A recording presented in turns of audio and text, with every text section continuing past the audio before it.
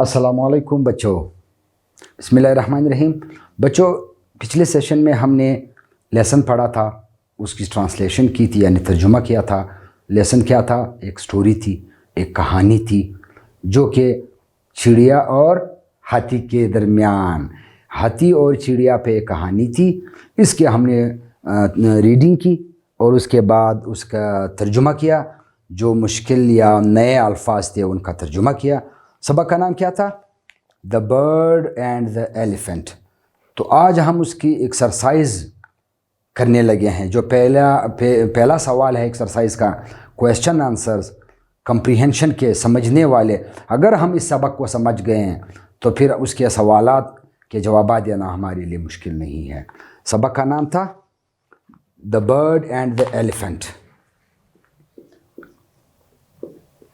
The bird and the elephant।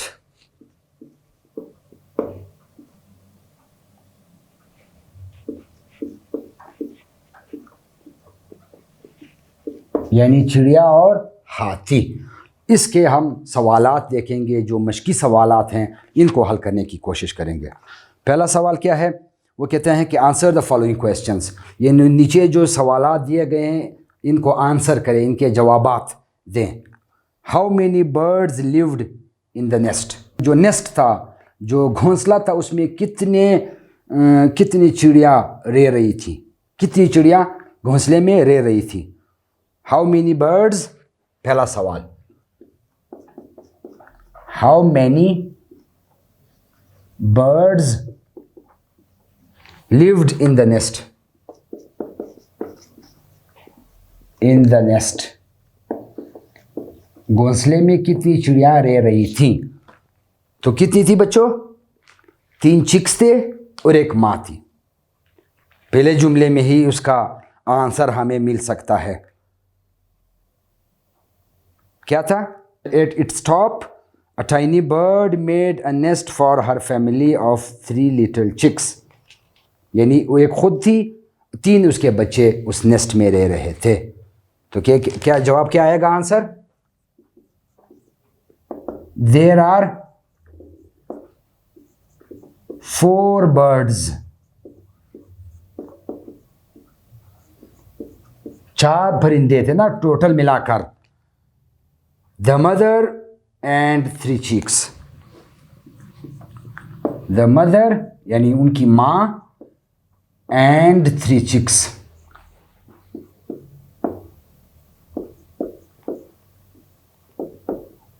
Chicks lived in the nest। In the nest। क्या? There are 4 birds। 4 परिंदे थे। The mother and 3 chicks lived in the nest। माँ और 3 बच्चे चूजे nest में या घोंसले में रह रहे थे। गुड। दूसरा सवाल। Why did the elephant feel hot? क्यों हाथी को गर्मी लग रही थी? Why did the elephant feel hot? Number 2. Why did the elephant feel hot? क्यों गर्मी लग रही थी बच्चों? क्या था?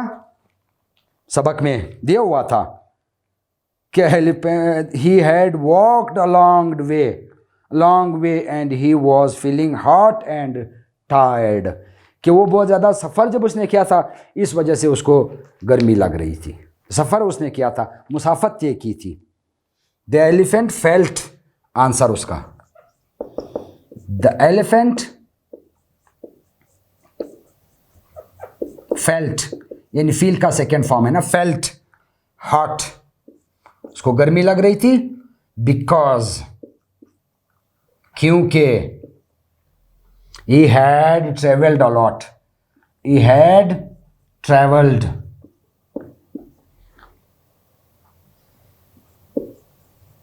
a lot। उसने बहुत ज़्यादा सफ़र किया था इसलिए उसको गर्मी लग रही थी। सवाल है कि हाथी को क्यों गर्मी लग रही थी? उसका जवाब कि हाथी इसलिए गर्मी लग रही थी क्योंकि उसने बहुत ज़्यादा सफ़र तय किया था। गुड। तीसरा सवाल। Why were the little birds frightened, छोटे जो चूजे थे, छोटे जो परिंदे थे, वो क्यों डर रहे थे? Why were the little birds frightened,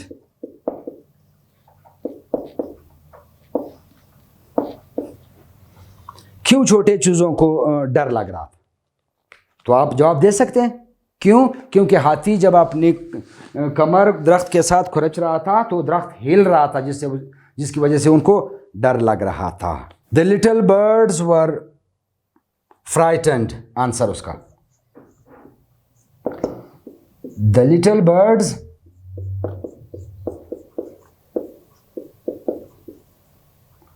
were frightened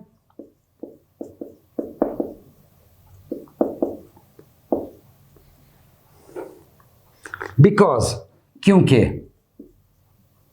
उनको डर लग रहा था, क्योंकि द एलिफेंट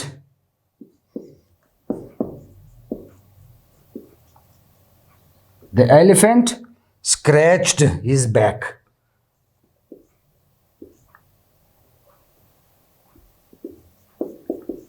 scratched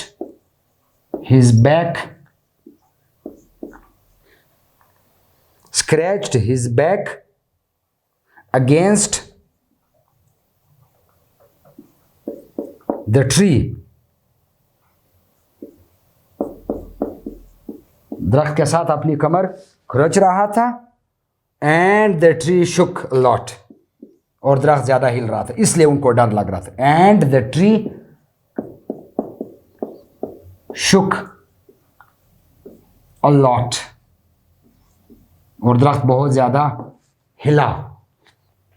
सवाल क्या था कि why were the little birds frightened, जो छोटे चूजे थे, जो छोटे परिंदे थे, उन्हें क्यों डर लग रहा था? तो जवाब क्या हुआ? the little birds were frightened, उन्हें डर लग रहा था because, क्योंकि the elephant scratched his back against the tree, कि हाथी अपनी कमर दरख्त के पास खुरच रहा था, and the tree shook a lot, और दरख्त हिल रहा था, ज्यादा हिल रहा था, इसलिए उन बच्चों को डर लग रहा था जो छोटे चूजे थे। Fourth, what made the elephant stop dead in his tracks? what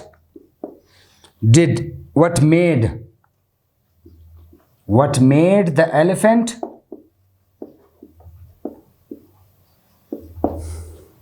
stop dead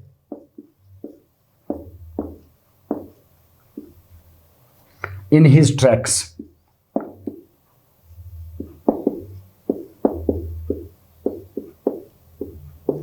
कि हाथी अपने काम से रुक गया, यानी हिलाने से, दरख्त के हिलाने से एकदम क्यों रुक गया? उसका जवाब, answer, the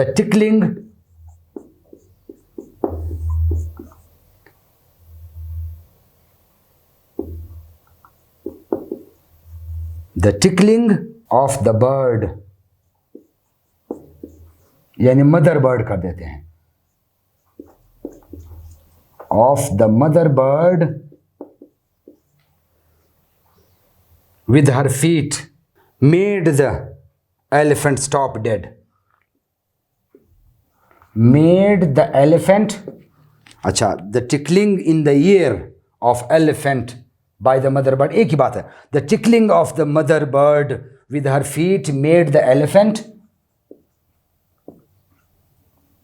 stop dead in his track. समझ गए बच्चे? in his tracks, कि कौन सी चीज थी जो हाथी को एकदम रोक दिया अपने काम से, वो दरख्त हिलाने के काम से। द टिकलिंग, वो जो अपने पाँव से उसके कान में खुरच रही थी। The tickling of the mother bird with her feet made the elephant stop dead in his tracks.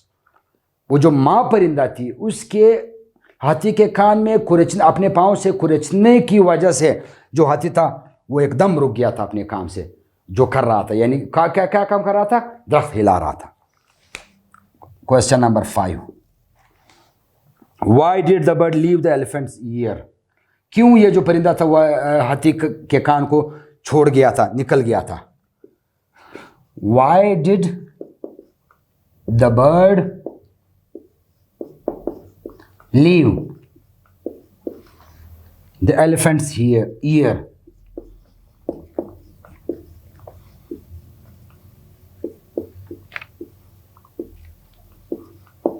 क्यों छोड़ गया था परिंदा हाथी के कान को, क्यों निकल आया था? द बर्ड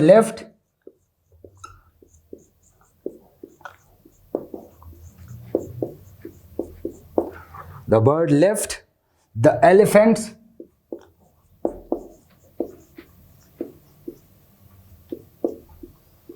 ईयर बिकॉज, क्योंकि द एलिफेंट प्रोमिस्ड, हाथी ने वादा किया था कि मैं दोबारा नहीं करूंगा। द एलिफेंट प्रोमिस्ड, क्या वादा किया था? Promised not to scratch the tree again, not to scratch the tree again.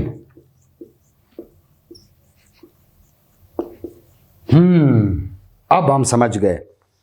Why did the bird leave the elephant's ear? क्यों परिंदा जो है वह हाथी के कान को छोड़ गया था, निकल गया था? क्यों? The bird left the elephant's ear, छोड़ गया उसके कान को, हाथी के कान को, क्योंकि हाथी ने वादा किया कि वो दोबारा दरख्त को स्क्रैच नहीं करेगा, कि वो दरख्त को दोबारा अपनी कान पीठ नहीं कुरचेगा और नहीं हिलाएगा। तो तब जाके परिंदे ने उसको कान से निकल आया, उसको छोड़ दिया। होप आपको इन सवालों के जवाबात में आसानी होगी। दूसरा सवाल है, choose the correct answer from the given options to complete the sentences. Correct options दिए हुए हैं, उनमें से जो सही वाला सवाल है, 4 हमारे पास चॉइस है, उनमें से जो सही है उसको टिक मार्क करेंगे। कंप्रीहेंशन के सवालात हैं, यानी समझने वाले, क्योंकि अगर हमने टेक्स्ट पढ़ा, सही पढ़ा, समझ गए, तो it would be easy for us to answer, हमारे लिए आसानी होगी। पहला क्या है? The little bird drew close to their mother because they, number 1, were thirsty. ये जो छोटे परिंदे थे अपनी माँ के करीब आए क्योंकि वो प्यासे थे। बी, वर हंग्री, भूख लगी थी, भूखे थे। सी, फेल्ट कोल्ड, सर्दी लग रही थी। डी, फेल्ट इनसिक्योर, यानी वो गैर महफूज अपने आप को महसूस कर रहे थे। तो कौन सा जवाब है? D, insecure. नंबर 1 में the little birds drew close to their mother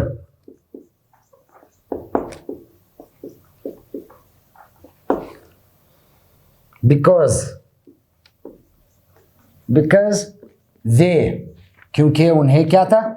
number 1 यानी ए, वर हंग्री, वर थर्स्टी, उन्हें प्यास लगी थी, नहीं तो बी, वर हंग्री, भूख लगी थी, नहीं, क्यों वो माँ के करीब आ रहे थे? सी, फेल्ट कोल्ड, सर्दी लग रही थी, नहीं। डी, फेल्ट इनसिक्योर, गैर महफूज, आप क्योंकि जब दरख्त हिल रहा था तो जिससे उनको ख़तरा था कि उनका जो नेस्ट है, जो घोंसला है, वो गिर ना जाए। इनसिक्योर थे, गैर महफूज अपने आप को समझ रहे थे, तब गैर महफूज होने की वजह से वो अपनी माँ के करीब आ गए थे। Felt insecure. तो D tick mark, D tick mark हो गया। The mother bird flew, the mother bird flew, जो मां थी वो उड़ गई into one of the elephant's ears, into one of the elephant's ear,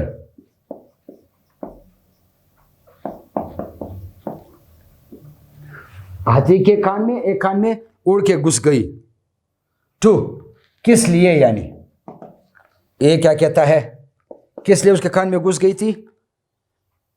to tell secret, to whisper something to him, कि उसको कुछ आहिस्ता से बताए, आहिस्ता से बताए, विस्पर करे, खुसर फुसर करके, आहिस्ता बोल के।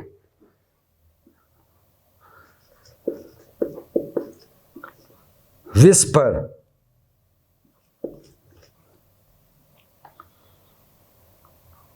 Something, something to him,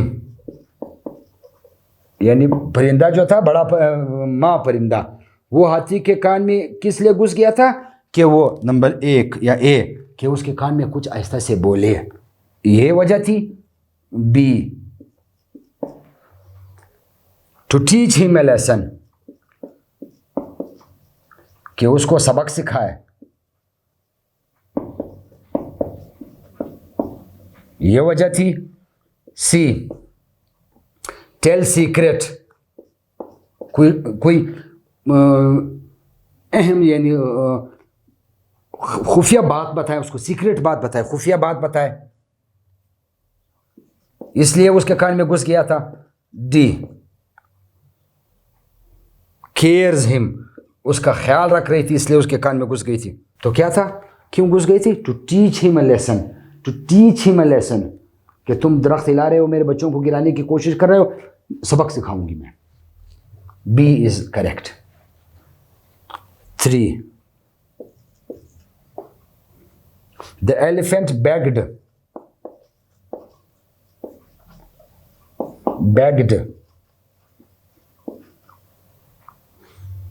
the mother bird,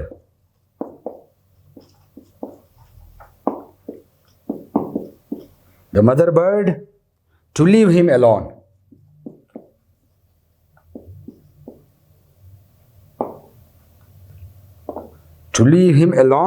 because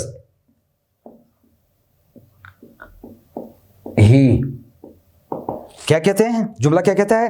the elephant begged, elephant ने दरखास्त की, मांगा क्या?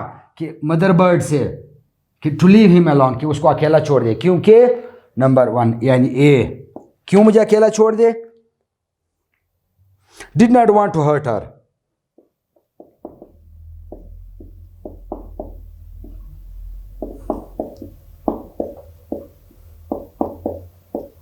कि उसको कोई नुकसान नहीं पहुंचाएगा। एक यानी A. B, was tired of the jokes,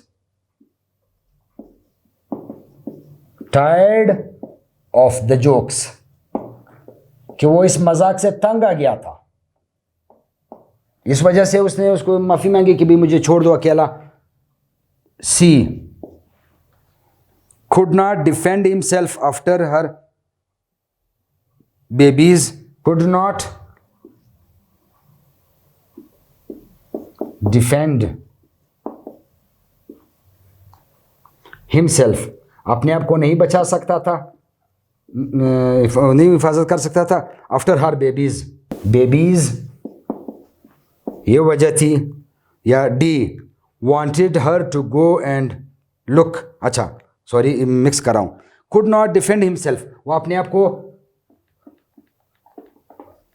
यानी अपनी बात नहीं मनवा सकता था, डिफेंड नहीं कर सकता था, ये वजह थी। या डी, ये वजह थी कि क्या करे? To go her, wanted to go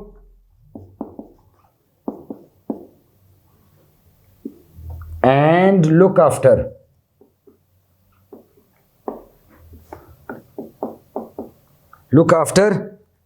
her babies. Elephant begged the mother bird, जो हाथी था उसने माँ को यानी बेग किया, दरखास्त की, क्या, टू लीव हिम अलोंग, कि उसको अकेला छोड़ दे, क्योंकि नंबर 1 या A did not want to hurt her, वो नहीं चाहता था कि उसको नुकसान पहुंचे, ये वजह थी। नहीं तो was tired of the jokes, जो उसके साथ मजाक किया जा रहा था उसके कान में घुसकर वो इसे थक आ गया था, नहीं कोई मजाक नहीं हो रहा था। कुड नॉट डिफेंड हिमसेल्फ, वो अपने आप को बचा नहीं सकता था और कोई रास्ता इसके पास नहीं था, इसलिए उसने उसे खैरात मांगी, यानी उसे दरखास्त की कि भाई अल्लाह के लिए, बस खुदा के लिए मुझे छोड़ दो, भाई मुझे छोड़ दो, बस मैं दोबारा नहीं करूँगा। या wanted to go and took after and look after her babies, या हाथी इसलिए कह रहा था कि भी मुझे छोड़ दो, मैं आपकी बेबीज का, आपके छोटे बच्चों का ख्याल रखूंगा। नहीं नहीं नहीं नहीं, ये वजह थी, वो अपने आप को बचा नहीं सकता था, उसके पास कोई हल ही नहीं था, और क्योंकि वो उसके कान में घुस गया था, वो ऐसे घुस गया था कि उसके कान को खुरच रहा था, जिससे उसको बहुत ज़्यादा बेचैनी हो रही थी, इरिटेट हो रहा था, बेचैनी उसको हो रही थी। कभी वो सर मारता था, कभी वो कान दरख्त के साथ लगाकर, कभी लेट जाता था, कभी इधर उधर भागता था, वजह कि वो डिफेंड नहीं कर सकता था। So this is the correct answer. 4th, she never saw that elephant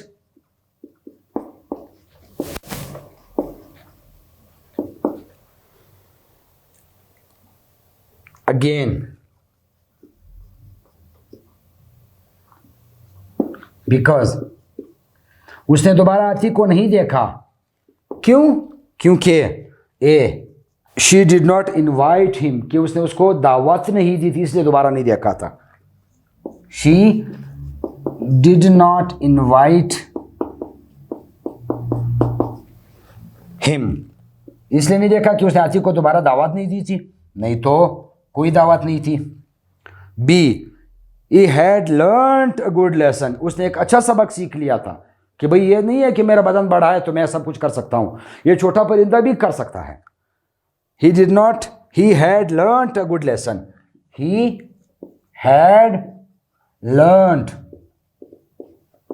a good lesson, ये वजह थी। या सी he was a giant,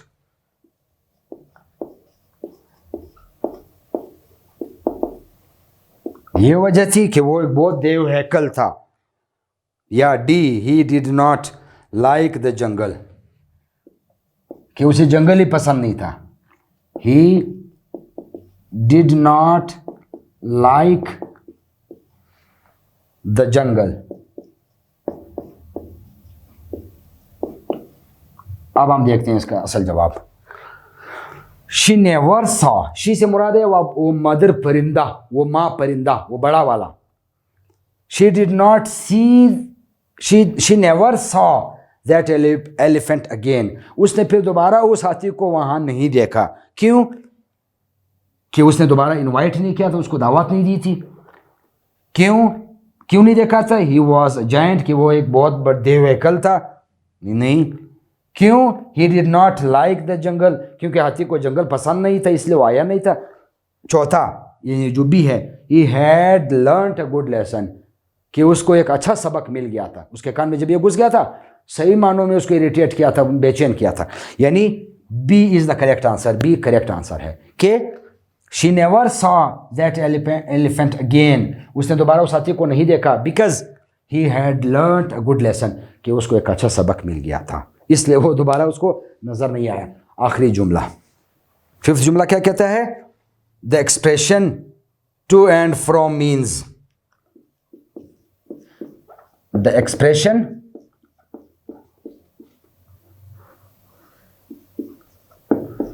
to and fro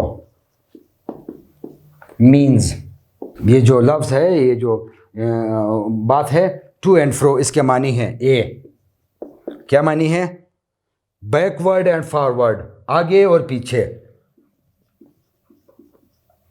backward and forward, ये मानी है। बी टू रिटर्न, वापस आना क्यों कहते हैं। सी टू गो अवे, जाने को कहते हैं बिल्कुल। या डी टू स्टॉप, रुक जाने को कहते हैं। अब इसका जवाब हम बुक से देख लेते हैं ताकि फिर हमारे लिए आसानी हो, क्योंकि ये एक्सप्रेशन दी गई है। दूसरा जो हमारा सफ़ा नंबर 58 पे जो दूसरा पैराग्राफ है, so he leaned against the tree and began scratching his back, दरख्त के साथ टेक लगाई और अपने जो पीठ है उसको कुचलना शुरू कर दिया। The tree started to crack, कड़कड़ाहट आई दरख्त में, and move to and fro, आगे पीछे हो रहा था, दरख्त आगे पीछे हो रहा था। तो इसका मतलब क्या हुआ, कौन सा जवाब सही है? द एक्सप्रेशन, ये जो एक्सप्रेशन दी गई, ये जो बात की गई है टू एंड फ्रो, इसे क्या मानी है? क्या मानी है? स्टॉप होना, रुक जाना, नहीं तो गो अवे, बाहर जाना, बिल्कुल निकलना, नहीं तो टू रिटर्न, वापस आ जाना, नहीं तो backward and forward, backward and forward, यानी हिलना, आगे और पीछे जाना, आगे होना और पीछे होना, इसके मानी है। टू एंड फ्रो से मुराद है backward and forward. So A is the correct answer, ये इसका सही जवाब है। अब हम आते हैं जो हमारे आज का लास्ट जो मैचिंग कॉलम्स हैं, ये हल कर लेते हैं। जो क्वेश्चन नंबर 3 है अंडरस्टैंडिंग का, मैचिंग कॉलम्स, ये कर लेते हैं। इसके मानी हम समझ जाएंगे और फिर हम इसको मैच कर लेंगे, दो कॉलम बना लेंगे। ये हो जाएगा हमारे पास कॉलम ए,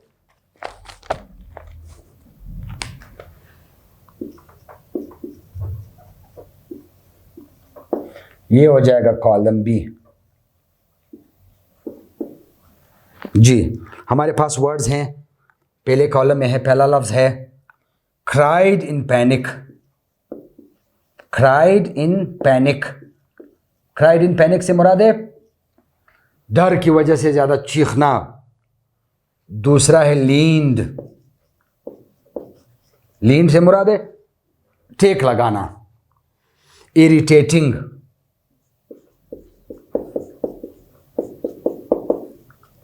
यानी बेचैनी से किस्म की। फिर है प्रिकली हीट, बहुत ज़्यादा गर्मी, चुभने वाली।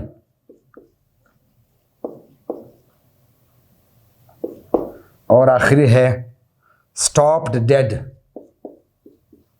बिल्कुल रुक जाना, मुर्दे की तरह रुक जाना। स्टॉप्ड डेड, ये हमारे पास कॉलम ए के वर्ड्स आए। अब कॉलम बी के देखते हैं। पहला है विदाउट एनी मूवमेंट,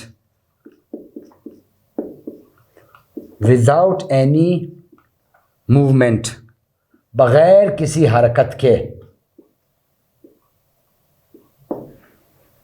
दूसरा एक्सट्रीम हीट, बहुत ज्यादा गर्म।